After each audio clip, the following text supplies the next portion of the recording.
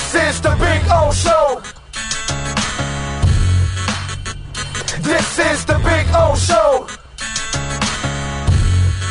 Exclusively on the Big O Radio Show. It's the Acura of Pembroke Pines, Miami Heat and NBA report. Here's Ira Winderman. All right, Ira. You wanted news? I got you news. I got to say, man, they gave up absolutely nothing. No one out of their rotation, first of all. And so even the people who say they should still go with youth is still here. There's still Kalel Ware. There's still Nikola Jovic. There's still Jaime Jaquez Jr. There's still Kasparos Yatrakonis. So they still have the youth to play off of, but now they actually can score. And that matters. And this is why, and I know it's hard on the Acura Pembroke Pines report and the Big O Show to be patient, but the NBA offseason is not the NHL offseason. It's not a day. This stuff happens over a period of time. And what the Heat showed is you don't just jump into the first thing. You don't just jump into Lillard. You don't just jump into Bradley Beal. You wait for the right move at the right time. The Heat, and we have not said this in a long time, Orlando Alzugaray, the Heat right now are a better team than they were yesterday. A long time before the Jimmy Butler trade, before the start of the season, when we can feel that. Give Pat Riley, Andy Ellisberg, Adam Simon, Nick Harrison, Mickey Harrison credit. They were patient, and at least in the moment, they came through with something where you go, the Heat got it right. No, there's nothing wrong with Norman Powell, right? Because I know he's a good player, because they gave up nothing. They gave up two players who weren't rotation players. Right now, when I just put in my story in the Sun Sentinel, if you look at it, it's crazy. If you look at a starting lineup of, just for now, Kalel Ware, Bam Adebayo, Andrew Wiggins, Tyler Herro, and Norman Powell, you still have a full bench of Davion Mitchell, Nikola Jovic, Jaime Jaquez Jr. You have 5 quality reserves in there, Kasparos in there. You have that. So these guys weren't going to be in your top 10 in any sport. When you can trade your 13th and 14th man for your 5th man, it's a pretty good deal, isn't it? Although he is a first-string tweeter. That's the only thing I will say about Kevin Love. We did lose our best tweeter. You got to admit, but we lost our best tweeter. So that they did gain a tweeter over there. I give them credit that they've got a strong. And you know what? tweeter. And a really good guy. Kevin was, we talked about Udonis Haslem moving on and who was going to be in the voice in the locker room. And Bam's a quiet guy. We know that. That's his nature. They didn't have that. Kevin Love became that guy. He became the kind of guy who brought this spirit in the locker room. So we'll miss that. And you know what? Kyle Anderson, for what he was, a throw-in in a trade, gave you some quality moments down the stretch. He's a pros pro. He's a pros pro as a 13th man, so I give him credit. But no, the Heat got better because, oh my God, until today, I was sitting here going, how the hell are they going to score? Now at least they have a chance, they have a chance to score, a bigger guard, a veteran presence. It gets a lot more interesting, that's for sure. Does it get them out of the play-in? We'll be talking about that all summer on the Acura Pembroke Pines report. Well, the Heat Nation has been very entertaining over the weekend, even with the desperation of the Dame Lillard talk, which is just ridiculous when he's not available for you for 2 years. I mean, it's just like, why would I want a 36, 37-year-old player 2 years from now? That's kind of silly. And then the Bradley Beal stuff, now people are thinking that this is a precursor to maybe moving Tyler for picks. And then if Beal becomes available, you can just outright sign Beal, and you're probably not going to have to pay him a ton of money because he's going to be bought out. Nothing. Guy's making $52 million. He's not going to be hurting for bucks. I'm not as sure about that. I would think the Powell trade kind of precludes the Beal thing because, again, Big O, you're talking about age. You're talking about youth. You're talking about development. So I think you can have a 32-year-old player. You can't have two 32-year-old players. I don't want to become that team desperately clinging to fight out of the play-in. So I'm not sure this equals Tyler Herro. I think this makes it very less likely there's a Lillard plan a year from now with the Achilles. I think it makes it also less likely that there is a plan for Bradley Beal right now, because I got to tell you something. All this stuff has two parts of the equation.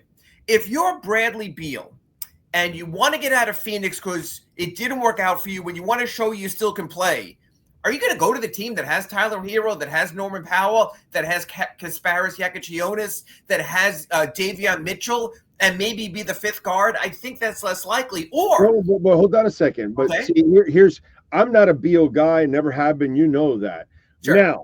Now, if you're able to trade Tyler and get some picks, and then you want to fill in with Beal for a year or two or something like that for little money. Sure. Kind of understand that one, because he's just filling in the space that you need since Tyler's gone, and you picked up picks to make yourself stronger for the future. While I don't think in the big picture it means anything, just like by adding Norman Powell now, big picture, I don't think you're going deep in the playoffs either. But I'm just saying it's better for your future if you are at least trading Tyler for picks. And then if you can and then Beal does come now because Tyler's there. And so now Beal gets all the minutes and gets an opportunity to prove himself and all that kind of crap. I'm throwing that out there. Is there any chance of that? It's really interesting, Big O. And what I'll say here, and you can see the responses in your chat line and your super chat, is this. We know the Heat have their own first-round pick next June, possibly a lottery pick. So is there, in some people's views, perhaps, that this is sabotaging that? In other words, can the Heat be bad enough? Let's say with a lineup of Bam, Tyler, and Norman Powell, just for argument's sake, but I'll even go to Big O's thought. A lineup of Bam Adebayo, Norman Powell, and Bradley Beal probably is not bad enough to get parts of Heat Nation the lottery pick that they want, because we're talking about the East, where the Nets suck, where the Wizards super suck, where the Hornets are never, ever, ever going anywhere. And last time I checked, the Bulls aren't any good anyway, and Toronto's a question mark. This is really interesting because for the fandom and faction out there and on your chat who say the Heat need to tank, need to bring it down to the bottom, need to reset, when you talk about resetting in NBA vernacular, you're talking about a top 5 lottery pick. This team is too good right now to be too bad. It would be very hard. The top 4 picks in the 4 lowest records in the NBA all have an equal chance at the number 1 pick. Right now, the Heat are not bad enough to be one of the bottom 4 teams in the NBA. And like you tell us every week on our Acura Pembroke Pines report, Big O, with their upholstery, you may never be bad enough because the guy can take chicken feathers and turn it into chicken soup because it's what he does.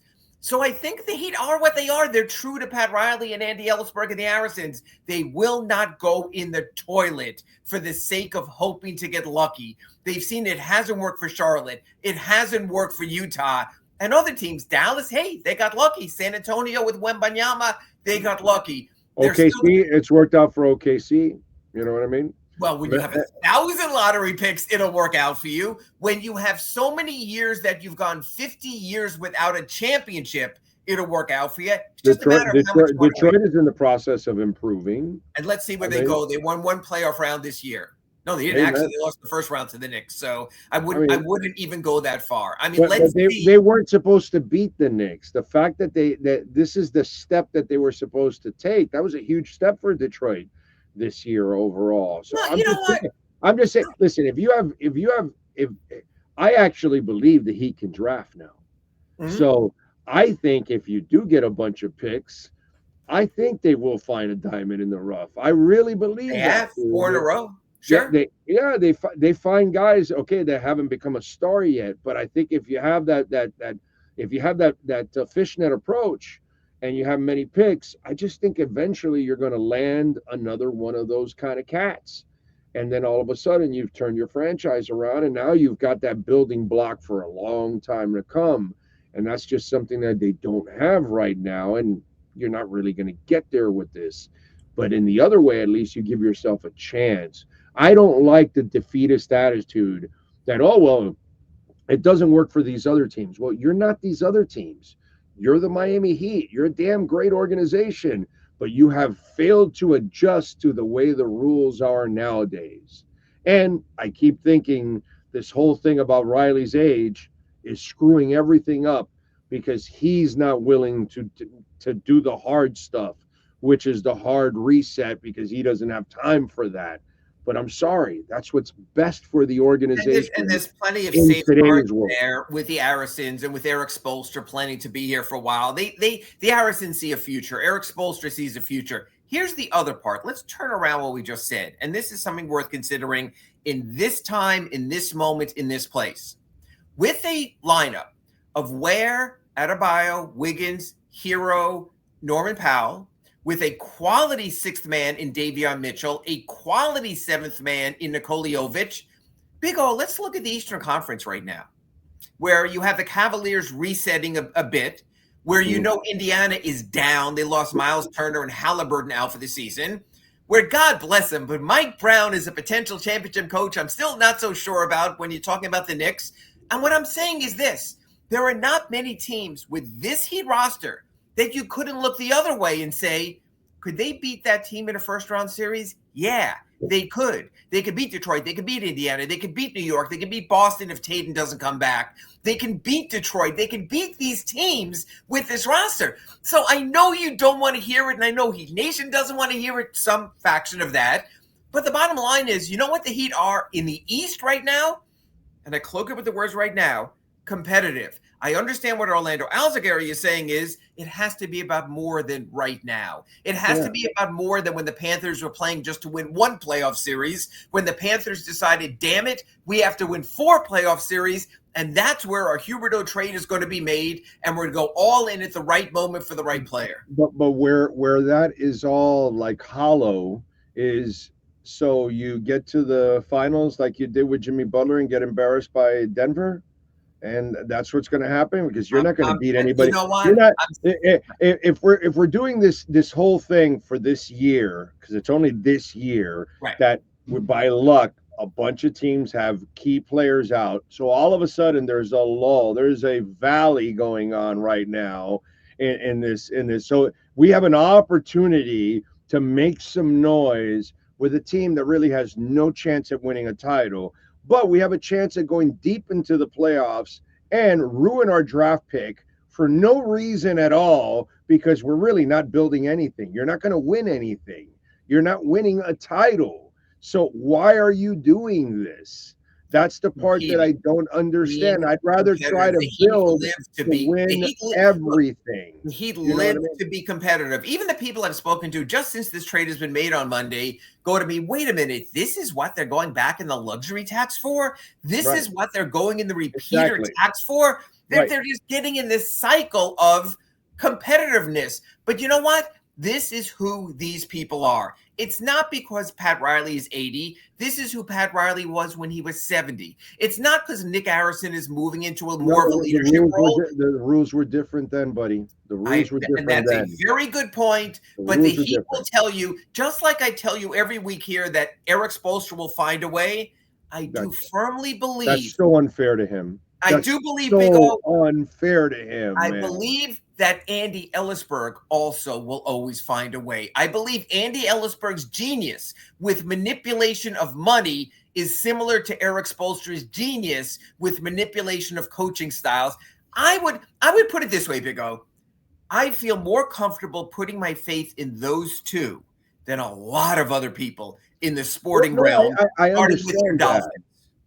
Dude, I understand that. I love the team. I love the front office and the ownership group, but they're in a rut right now because they're not willing to do what it takes. And like, okay, you saw that discussion with what's it called, with Levitard, that they were talking about how the Arisons are kind of telling Riley what to do. And this is, I know. Okay, so this is one of the things that I've brought up to you, because if the Arisons aren't willing to tear it all the way down, then they're not willing to deal with what comes with that. Yeah, maybe less fans and less interest and less money is going to be coming in, but it is what you have to do in today's NBA to try to turn the thing around. And I understand that. The NBA 10, 15, 20 years ago. And Nick Harrison for decades. Either we have Riley not wanting to do it for age or time, or we have the Arisons not willing to do it because of frugalness or whatever you want. Financials. Nick Harrison has been the final sign-off before his dad on the financials for almost 2 decades now. That's what he does. But they also have worked with the basketball side for what the basketball side does, because you don't want to have a talent like Erik Spoelstra and give him absolute nothing to work with. He's better than that. He deserves better than that. That's what today's move with Norman Powell does. That's what the draft move did at number 20. So you have to find a medium there. They just are not. You and I could talk till you were blue in the face about the Heat having to tear it down and having to go to the lottery and having to have a 15-win season and Big O, Orlando Alzugaray. It's just not happening. It's like you saying it would be great in the summer if the sun would come out in the middle of the night. It's just not happening. So when I'm telling you, my job at the Fort Lauderdale Sun-Sentinel, the South Florida Sun-Sentinel, is to deal with the reality of the situation at hand. And the Heat's reality is they will, come hell or high water, try to give you a competitive product every single season. Is it the right way? Is it the best way? Is it the most expedient way? No. But you deal with who they are. You and I have both been married a long time. We know who our wives are and what they like. We know there's certain things we can change and there's certain things we can change. Right. For me and the Heat, it's the same way. I just know who they are, so I start from that baseline and understand going forward there. Nick Harrison and Mickey Harrison haven't changed. Pat Riley hasn't changed. Erik Spoelstra hasn't changed. Andy Ellisberg hasn't changed. And the people in the organization haven't changed. So, Big O, I'm going to work off that baseline. I know who they are. Yeah, that is very true. All right. Dude, the Yakuchonis stuff. This is just stupid, ignorant, ridiculous. Thank you. Jesus Christ, dude. And I get it in my Ask Ira mailbag. It's summer league games. It's just absurd. Oh, my God, bro. Give the kid a chance to grow. He's 19. He doesn't even know what this world is like. And he's not playing with good players. You know what, Big O? Some of the best players only look good around good players because that's what they expect to be around. I think it'll look completely different in training camp. I think it might look different in Vegas when there's better opponents there also. I think it'll look good. I think it'll look different 2 years from now, dude. Please. 2 months from now, 2 weeks from now, give the kid a chance. It's like, oh, this guy's a buster. I mean, when I got my mailbag yesterday and I did my Ask Ira at sunsentinel.com, it was like, it was like my head exploded. People appreciate the moment of what this is. And here's what's changed, Big O.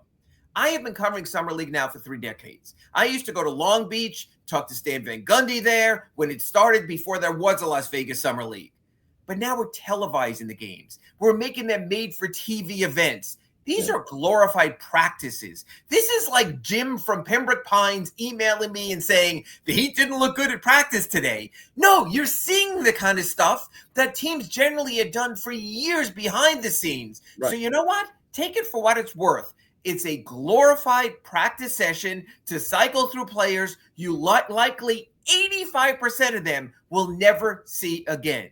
But you will see Kasparis in the right situation, under the right coaching, God bless Eric Glass, with the right system, God bless Erik Spoelstra, and it'll change. People, take a chill pill, please. Well, but this is partially the Heat's fault.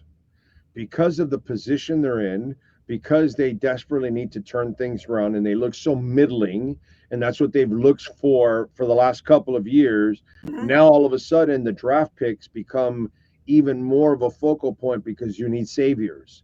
And so all of a sudden, the 20th pick, this is not the second pick in the draft, this is not the first pick, this is not the 5th pick, which you could look at those kind of guys like, hey, they might be a savior for us. Mm-hmm. The 20th pick is never anyone's savior in the NBA, especially a baby-faced 19-year-old. Especially not right away. I mean, give me a break, dude. So it's just ridiculous, bro. It's just ridiculous. But when we televise everything, that's what you get. This is like televising the rehearsal for a Broadway play on the first read-through.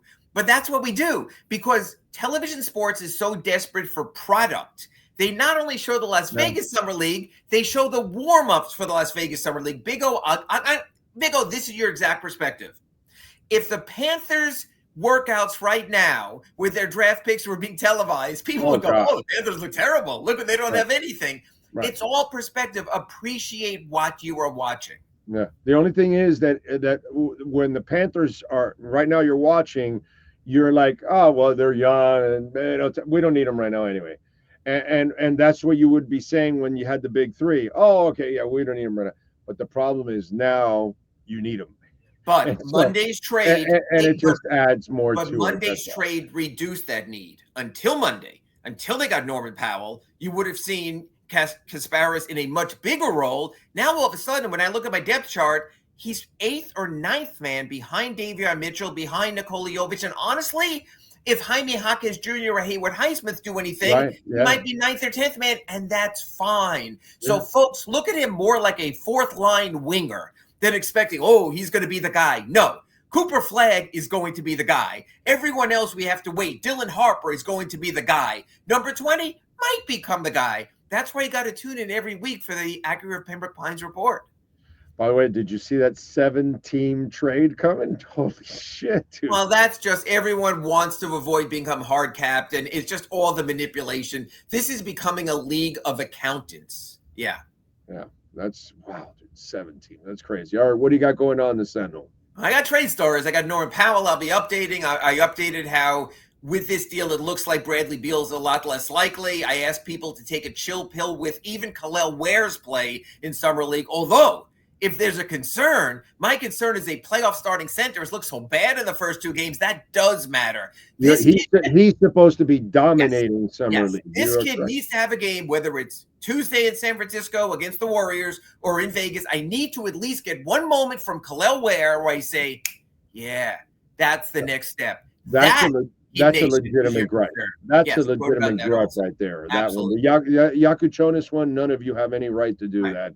But you can pick on Khalil Ware. Although I noticed that it's kind of like it was like if it was a law firm, the law firm of Yakuchonis, Warren, and Gardner all shared 5 turnovers each yesterday. So. And 2 of 3 you will never hear from again. So welcome to Summer League, have perspective. And next week when I join you, Big O, it'll be from Las Vegas. A little bit of a time difference. We should have a lot more read on this roster. All right. Follow him on Twitter at Ira Heatbeat and subscribe to the South Florida Sun Sentinel. Ira, thank you very much, sir.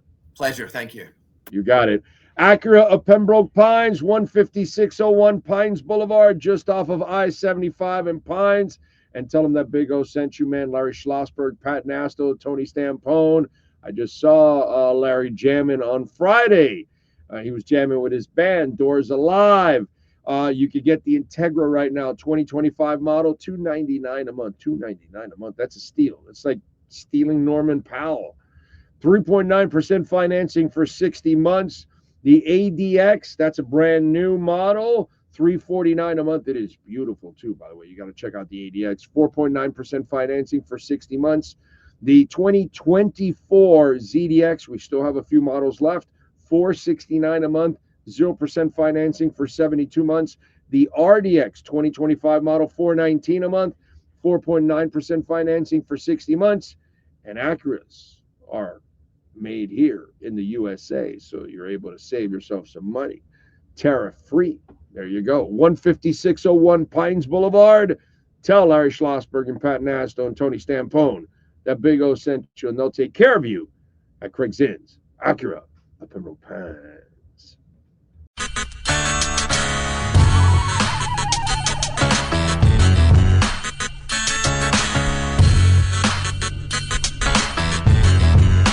This is the Big O Show. This is the Big O Show.